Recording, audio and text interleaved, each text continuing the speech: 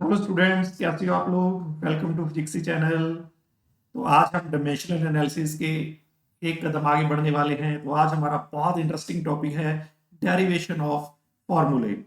Derivation of फॉर्मूले यानी सबसे पहले हम लोगों ने चेक करे फॉर्मूले ठीक है कि नहीं, क्या क्या प्रॉब्लम है उनमें, तो हमने चेक करा। फिर उसके बाद हम लोगों ने करे क्वेश्चंस, डायमेंशनल फॉर्मूले पता करने अलग अलग कॉन्स्टेंट्स के।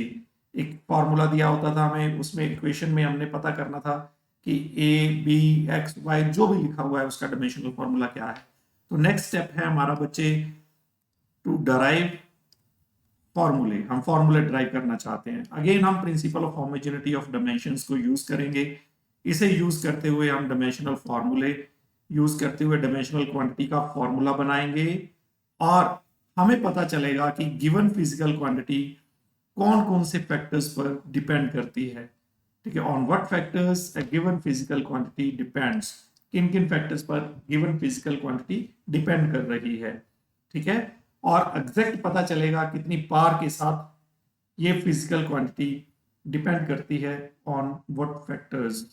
तो एक एग्जांपल के साथ हम शुरू करते हैं क्वेश्चन। Let's start. तो हमारा काम स्टार्ट होता है to drive formula of a physical quantity dimensions की हेल्प से। Okay, the question is the velocity v of water waves depends upon. एक वेलोसिटी है v, वो किन फैक्टर्स पर डिपेंड कर रही है। On the wavelength, okay, density of water, yes, and acceleration due to gravity g, इन पर डिपेंड कर रही है वेलोसिटी। और हमें कहा एस्टेब्लिश डायमेंशनली, डायमेंशन को यूज करते हुए एस्टेब्लिश करो relation between these quantities. Velocity इन फैक्टर्स पर डिपेंड कर रही है। अब हमें तो नहीं पता ना बच्चे, हमें तो नहीं पता कि लैम्डा की पार क्या होगी, मैंने एक लिख दिया। रो की पार क्या होगी मुझे क्या पता, बी लिख दिया। जी की पार क्या होगी, सी लिख दिया।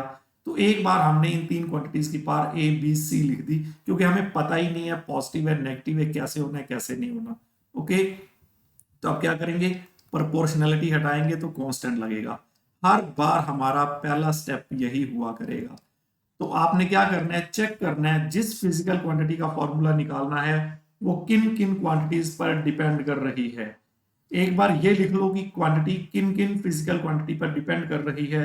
उसके बाद उनकी parts A B C place करके हम ए बी सी की वैल्यू पता करेंगे। हमें ए की वैल्यू पता करनी है, बी की वैल्यू पता करनी है, सी की वैल्यू पता करनी है। अगर ये वैल्यूज मुझे पता चल जाती हैं तो इट इज क्लियर कि मुझे क्या फॉर्मूला मिलने वाला है। ओके, तो सबसे पहला स्टेप, स्टेप नंबर वन क्या है, जिस फिजिकल क्वांटिटी का फॉर्मूला निकालना है प्रोपोर्शनल टू जिन पर वो डिपेंड कर रहा है उनकी पार ए बी सी या जो भी। ओके, प्रोपोर्शनलिटी हटाओ, कांस्टेंट लगाओ। तो स्टेप टू क्या होगा, स्टेप टू होगा राइटिंग डायमेंशनल फॉर्मूले। हम डायमेंशनल फार्मूले लिखेंगे ऑफ वेरियस क्वांटिटीज, जो भी क्वांटिटीज हैं उनके डायमेंशनल फार्मूले लिखेंगे ऑन बोथ साइड्स। ठीक है, ऑन बोथ साइड्स, दोनों तरफ हम डायमेंशनल फार्मूले लिखेंगे इक्वेशन वन में। इधर वेलोसिटी है, वेलोसिटी का क्या होता है एल टी पार -1, और एम है नहीं, मैंने एम पार 0 लिख दिया ताकि इक्वेट करते समय हमें आसानी रहे। के क्या है, के is dimensionless proportionality constant. Okay, इसका कोई डायमेंशनल फॉर्मूला नहीं है, it is dimensionless proportionality constant, इसका कुछ नहीं होना है। तो लैम्डा वेवलेंथ है तो एल पर A. Okay, density that is M L per -3, ये कैसे आया, density mass over volume, volume का एल पर 3, और acceleration due to gravity that is acceleration L T per -2। ठीक है, इसकी पार सी। तो दोनों तरफ हम जो पार्स है उनको इकट्ठा करते हैं। तो इधर है मेरे पास एम, एम की पार कितनी है बी, तो मैं लिखूंगा एम पार बी। एल पार चेक करो क्या बनती है, दिस इज एल पार ए, एल पार -3b और एल पार सी। तो ये क्या बना, ए -3b प्लस सी। ओके बेटा, ये एल पार बन गया। और टी पर क्या बनता है, चेक करो, टी पर T T T T T T T, सिर्फ एक जगह टी, सिर्फ एक जगह टी। ओके, तो माइनस टी पर माइनस 2c। देखो ये दोनों साइड इक्वल है, चेक करो ये दोनों साइड इक्वल है, दोनों साइड इक्वल है तो मीनिंग एम एल टी की पार्ट्स भी इक्वल होंगी। तो equating parts of M L and T on both sides. क्यों हम पार इक्वेट कर रहे हैं? क्योंकि ये दोनों साइड्स इक्वल हैं। ओके, तो एम पार जीरो, इधर इधर एम पार बी, तो बी हो गया इक्वल टू जीरो। चलो एक वैल्यू आ गई। फिर एल पार चेक करो क्या है। एल पार है ए माइनस 3b प्लस सी, और इधर एल पार कितनी है? 1। ठीक है, ये 1 हो गया। ओके बच्चे, तो A minus 3b plus C is equal to 1। अब चेक करते हैं टी पार, इधर माइनस 2c, इधर minus 1। Okay, minus 2c is equal to minus 1, तो c हो गया हाफ। तो मेरे पास b की वैल्यू भी आ गई, c की वैल्यू भी आ गई। यहां पुट करते हैं a माइनस 3, ये 0, ये हाफ इज इक्वल टू 1। ठीक है, तो बच्चे ये आ गया मेरे पास a, दिस इंप्लाइज a क्या आ गया? ये तो 0 ही हो जाना है फैक्टर। ठीक, तो ये इधर आके नेगेटिव हो जाएगा, 1 माइनस हाफ, हाफ हो जाएगा। ठीक है, तो मेरे पास क्या बना? a पार आई हाफ, b पार आई, सॉरी, a वैल्यू आई हाफ, b वैल्यू आई 0 और c वैल्यू आई हाफ। ओके, तो putting these values in equation first, putting these values in equation first, equation first में ये वैल्यू पुट करो तो व्हाट वी गेट? इक्वेशन 1 क्या है? This is equation 1, this is equation 1। तो यहाँ वैल्यू पुट करते हैं, तो v is equal to lambda पर a, हाफ के साथ था। उसके बाद मेरे पास था रो पार b, रो पार b 0, और acceleration due to gravity g पर c, दैट इज हाफ। तो v is equal to k, तो ये हो गया, हाफ का मीनिंग होता है स्क्वायर रूट लैम्डा, और ये g। ठीक है, ये g। ओके बेटा, रो पर 0 मीनिंग 1, तो दिस इज द रिलेशन। हमें k की वैल्यू नहीं पता चलती, k की वैल्यू डायमेंशन से नहीं पता चलती। ठीक है, हर एक सिस्टम में कोई कमियां होती हैं, डायमेंशनल एनालिसिस में भी एक कमी है, इसमें कांस्टेंट ऑफ प्रोपोर्शनैलिटी की वैल्यू नहीं पता चलती। बाद में हम सारी कमियां, सारी कैलकुलेशन करने के बाद, सारा चैप्टर करने के बाद हम लोग देखेंगे कि डायमेंशनल एनालिसिस में क्या क्या कमियां रह गई। उनमें एक कमी ये है कि के की वैल्यू पता नहीं चलती है। ओके, चलो एक और क्वेश्चन देखते हैं इसी पर बेस्ड।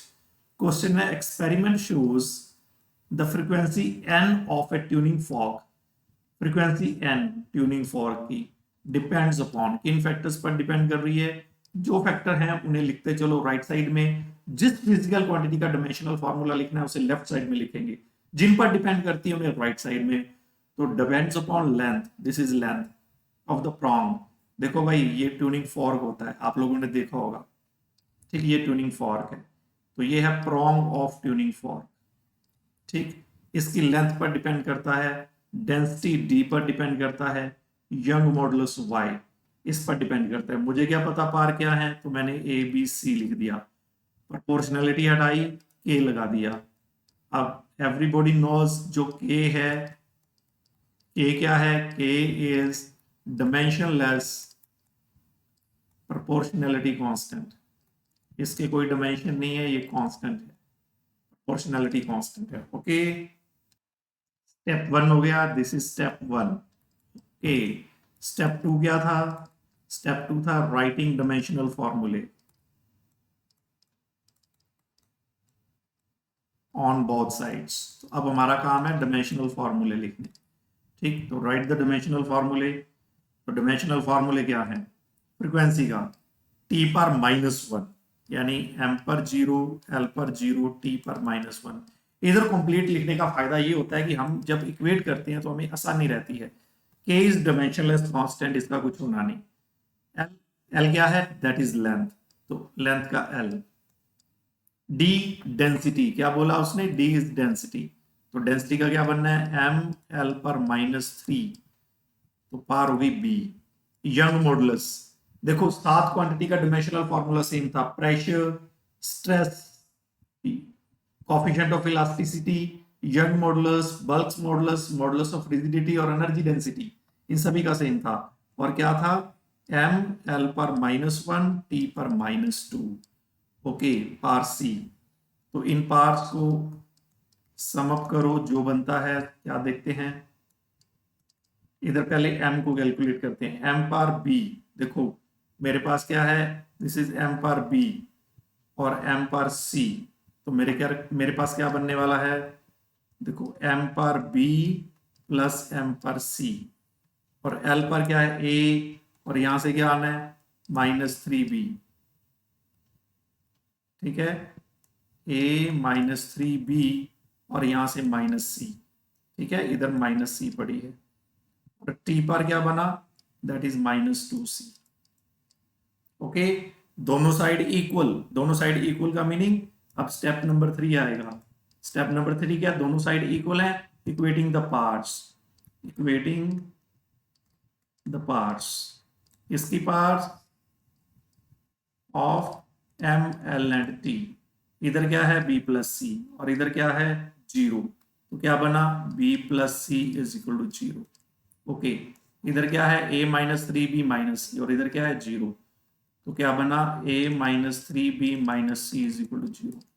इधर -2c, इधर -1, तो क्या बना -2c इज इक्वल टू -1, तो c आ गया हाफ, c हाफ आ गया, तो b प्लस c 0 है, तो c की वैल्यू पुट करी हाफ, तो b आ गया -हाफ। ओके, मेरे पास b भी आ गया, मेरे पास c भी आ गया। अब a कैलकुलेट करते हैं, a -3b that is half -c again half, तो ये हो गया a plus 3/2 minus half is equal to 0। ठीक है बच्चे, तो 3/2 में से ये माइनस करोगे तो ये बचेगा a plus 1 is equal to 0, तो a आ गया -1। तो बेटा जी a b c तीनों की वैल्यू मेरे पास आ गई हैं। मेरे पास a क्या आया, a इज -1, b क्या आया मेरे पास, चेक करो b क्या आया,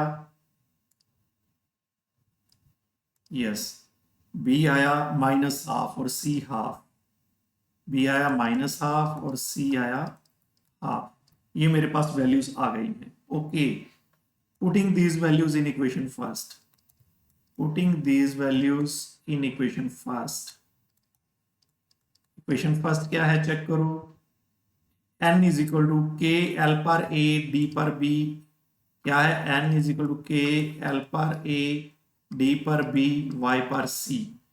ठीक है, तो n क्या बना, a पर k तो है ही डायमेंशनलेस कांस्टेंट, l पर a दैट इज -1, d पर b that is -half, y पर c दैट इज हाफ, तो ये क्या बन गया, ये पार -1 है तो ये ऐसे हो गया, y हाफ और d है -हाफ, तो ये भी नीचे हो गया, मेरे पास हो गया k/l स्क्वायर रूट में y/d, तो ये n का एक्सप्रेशन आ गया, फ्रीक्वेंसी का एक्सप्रेशन आ गया।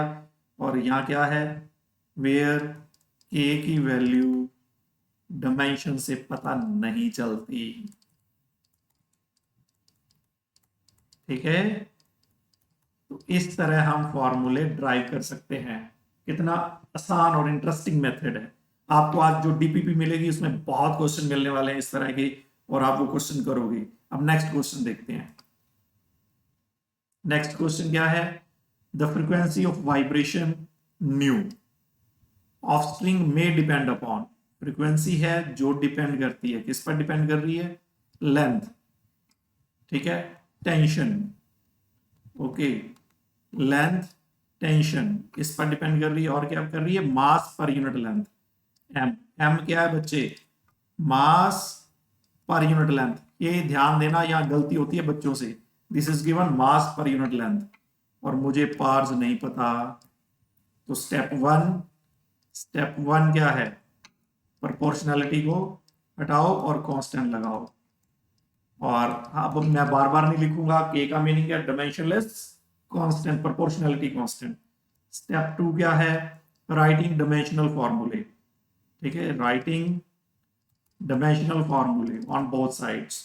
तो ये फ्रीक्वेंसी का क्या होता है जी, m0 l0 t पर -1, ए डायमेंशनलेस कांस्टेंट, लेंथ का एल, ओके, टेंशन एक फोर्स है 112, ठीक है, और ये एम मास नहीं है, this is mass per unit length, mass per unit length, इसे क्या लिखूंगा, एम एल पर -1, ये ध्यान देना है, ये एम केवल मास नहीं है, गिवन है, मास पर यूनिट लेंथ है, चेक करो मास पर यूनिट लेंथ, तो इसे एम बाई एल लिखा जाए। तो अब पार्ट्स को इकट्ठा करो, तो ये हो गया मेरे पास,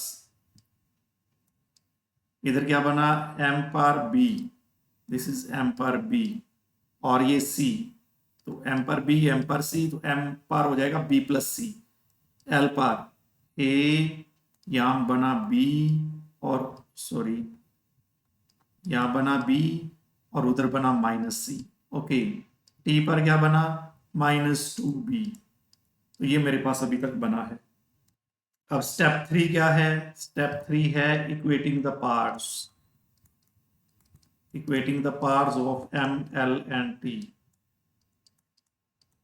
तो इनकी पार्ट्स इक्वेट करो, इधर एम पार क्या है चेक करो, बी प्लस सी, और इधर क्या है 0, तो मेरे पास क्या बना, B plus C is 0, okay, इधर क्या है, A plus B minus C, और इधर 0, तो A plus B minus C is 0, okay, इधर क्या बना, -2b is equal to -1, -2b is equal to -1, तो b इज हाफ, ये वैल्यू आ गई, b हाफ है, plus c is equal to 0, तो c बना -हाफ, b और c की वैल्यू आ गई, यहां पुट करो, a b है हाफ, और c है -हाफ, और ये हो जाएगा a plus half is equal to 0, half of half मिलकर 1, तो ये हो गया -1, तो मेरे पास a b c की वैल्यू आ चुकी है, तो मेरे पास a आया -1, b half, a -1, b half, and c आया -हाफ, तो putting these values in equation first, putting these values in equation first, equation first क्या है चेक करो, that is nu is equal to K L पर A T पर B M पर C, यानी क्या है, nu is equal to K L पर, चेक करो, एल पर ए टी पर बी और एम पर सी, तो मेरे पास के एल पर ए दैट इज -1, टी पर बी हाफ, और एम पर सी दैट इज -हाफ, तो ये हो गया के अपॉन एल, टी पर हाफ और एम पर हाफ, ऐसे हो गया, और मैं इसको ऐसे लिख लूंगा, T by M, this is the formula of frequency, ठीक है, तो इस तरह हम फॉर्मूले ड्राइव कर सकते हैं, क्वाइट सिंपल क्वेश्चन, और कई बार क्वेश्चन ऐसे भी आता है, थोड़ा ध्यान दो, कई बार क्वेश्चन ऐसे भी आएगा,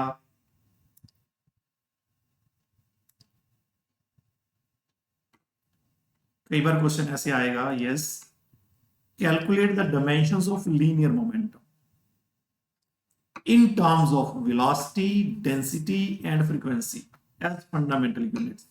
velocity, density और frequency पर linear momentum डिपेंड करता है, इसका फॉर्मूला पता करो, इन तीनों को फंडामेंटल मानते हुए डिमेंशनल फॉर्मूला लीनियर मोमेंटम का चाहिए, जिसका चाहिए उसको लेफ्ट साइड में रखना है, लीनियर मोमेंटम को हम p से लिखते हैं, तो इज इक्वल टू, ठीक है, ऐसे क्वेश्चन में के वैल्यू 1 ले लिया करो, क्योंकि हमें तो वेलोसिटी, डेंसिटी और फ्रीक्वेंसी की टर्म में मोमेंटम लिखना है, लीनियर मोमेंटम, तो मैं इसे ए बी सी लिख देता हूं, ताकि हम इसको लिख सकें, मोमेंटम को इन तीनों की टर्म्स में लिख सकें, ऐसे क्वेश्चन में के ना लगाया करो, उसकी वैल्यू 1 ले लिया करो, बात सिंपल है, क्योंकि हमने फॉर्मूला निकालना है, सीधा पूछा है, हमने कोई फिजिकल क्वांटिटी का फॉर्मूला नहीं निकालना कि के उसमें हमें पता चले कि क्या होगा, या के पता नहीं है तो के लगा लेंगे, इसमें तो हमसे पूछा कि लीनियर मोमेंटम को एक्सप्रेस करो in terms of velocity, density और फ्रीक्वेंसी, ये ऐसे क्वेश्चन में के वैल्यू 1 ले लो और अब सॉल्व करना शुरू करो,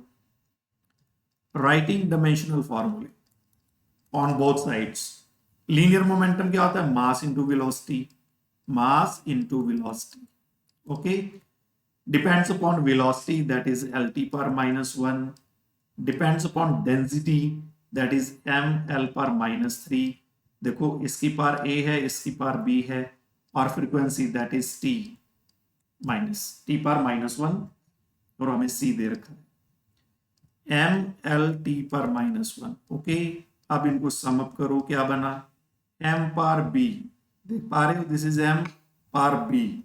okay, M power B, L power A, L power -3b, क्या बना, एल पर ए -3b, तो टी पर -a, इधर टी है नहीं, और -c, दिस इज -c, दोनों हो गए इक्वल।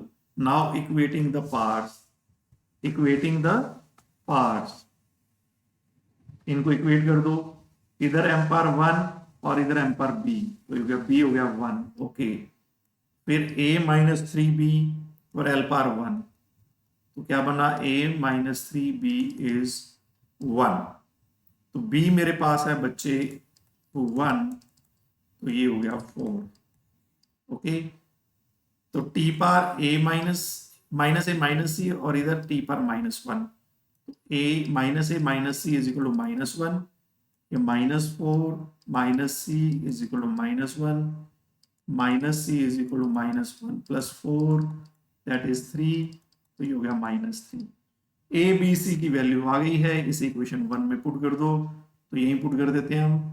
तो क्या फॉर्मूला बनेगा मोमेंटम का, v par A, what is A, that is 4, row par B, b is 1, and new par c, that is -3। तो p हो गया बच्चे v4 row new par -3, this is the expression. ये मेरे पास एक्सप्रेशन हो गया, क्वाइट सिंपल, बहुत अच्छे ऐसे ही क्वेश्चन आएंगे। बहुत अच्छा क्वेश्चन, अब वेरी गुड क्वेश्चन। तो क्वेश्चन क्या है, the number of particles given by, number of particles given है n is equal to -d n2 n1 upon x2 x1। Okay, और नंबर ऑफ पार्टिकल्स का जो ये फॉर्मूला n दे रखा है वो क्या है, n क्या है, n यहां क्या है मेरे पास, n इज नंबर ऑफ पार्टिकल्स, बहुत अच्छा क्वेश्चन है, क्रॉसिंग यूनिट एरिया, यानी per unit area perpendicular to X axis in unit time, per unit time. तो n का मीनिंग है number of particles per unit area per unit time. Okay, तो अगर मैं इसका डायमेंशनल फॉर्मूला पता करूं तो क्या होगा, नंबर ऑफ पार्टिकल्स का तो कुछ होना नहीं है, एरिया का l² और टाइम का t, ये हो गया l पर -2 t पर -1, ये आ गया मेरे पास। ओके, n1 n2 क्या है, n1 या n2 क्या है, वो है number of particles, yes, number of particles per unit volume, ये पर यूनिट वॉल्यूम है, दैट इज नंबर का तो कुछ होना नहीं, वॉल्यूम का l पर 3, l पर -3 हो गया, n1 और n2 l पर -3 है। x2 और x1 क्या है, value of x meant to be x1 and x2, ठीक है, ये मेरे पास x एक्सिस गिवन था, तो ये मेरे पास लेंथ है, ये लेंथ है मेरे पास। ओके, और मुझे कहा गया what is dimensional formula of diffusion constant, मुझे इस d का डायमेंशनल फॉर्मूला निकालना है, इस d का डायमेंशनल फॉर्मूला निकालना है। ठीक है, चलो अब हम देखते हैं कि d कैसे आएगा। देखो n मेरे पास क्या है, -d n2 n1 upon x2 x1। Okay, तो मेरे पास बच्चे d क्या आया, d आया n x2 x1 upon n2 n1 negative, मेरे पास ये d आ गया। तो मुझे क्या करना है, डायमेंशनल फॉर्मूला ऑफ d पता करना है। तो क्या करें, n क्या है मेरे पास, चेक करो, n का आपने क्या निकाला, l पर -2 t पर -1, l पर -2 t पर -1। हम उन्हीं को सब्ट्रैक्ट करते हैं जिनकी नेचर सेम है। n1 और n2 का डायमेंशनल फॉर्मूला मेरे पास क्या है, दैट इज l पर -3। ओके, तो ये क्या है मेरे पास, l पर -3, और x1 और x2, हम उन्हीं को सब्ट्रैक्ट करते हैं जिनकी नेचर सेम है। तो इन दोनों की नेचर सेम होने के कारण ये लेंथ्स हैं वो l आएगा, x1 और x2 दोनों का ही l आना है। चलो n की वैल्यू पुट करते हैं। सबसे पहले n क्या है, n क्या है मेरे पास, दिस इज n। तो क्या हुआ, l पर -2 t पर -1। Okay, x2 minus x1 that is length minus length is length. ठीक है ना, लेंथ में से लेंथ माइनस करोगे लेंथ ही आएगा, हम उन्हीं को सब्ट्रैक्ट करते हैं जिनकी नेचर सेम है। उसी तरह n2 माइनस n1 का क्या होगा, दैट इज l पर -3। ठीक, l पर -3 माइनस l पर -3 इज इक्वल टू l पर -3। बच्चे कहेंगे sir velocity minus velocity zero होता है। नहीं बेटा, वेलोसिटी में से वेलोसिटी माइनस करोगे जो आंसर आएगा वो वेलोसिटी आएगी। ठीक है, इसी तरह लेंथ माइनस लेंथ लेंथ आएगा। हम नेचर के हिसाब से बात करेंगे, जो नेचर है फिजिकल क्वांटिटी की उसके हिसाब से बात होती है। तो ये बेटा सॉल्व करते हैं, ये पावर ऊपर जाके क्या बन जाएगी, 3 और 1 4 हो जाएगा, l पर 4 और ये l पर -2 t पर -1। सॉल्व करें तो ये बनेगा l स्क्वायर l पर 2 t पर -1। तो डायमेंशनल फॉर्मूला ऑफ d हो गया इतना। ओके, लो बेटा जी, ये टाइप थी हमारी टू फाइंड द फिजिकल फॉर्मूले, टू फाइंड द फॉर्मूले बाय डायमेंशनल एनालिसिस। इस टाइप के क्वेश्चन ऐसे आएंगे। अब डीपीपी मिलेगी उसे अच्छे ढंग से करना। जिन लोगों ने हमारा टेलीग्राम का ग्रुप नहीं ज्वाइन करा, physics 11th DCG doubt clearing group, वो ज्वाइन करें, वहां डीपीपी आएगी, वहां आपके डाउट्स भी क्लियर किए जाते हैं। तो ये पर्टिकुलर पॉइंट, सेकंड पॉइंट हमारा क्लियर हो गया to drive physical relations, physical फॉर्मूले। अब नेक्स्ट लेक्चर में हम देखेंगे to convert one system of unit into another and limitations of dimensional analysis, और ये हमारा चैप्टर खत्म हो जाएगा। मिलते हैं नेक्स्ट लेक्चर में, बाय बाय।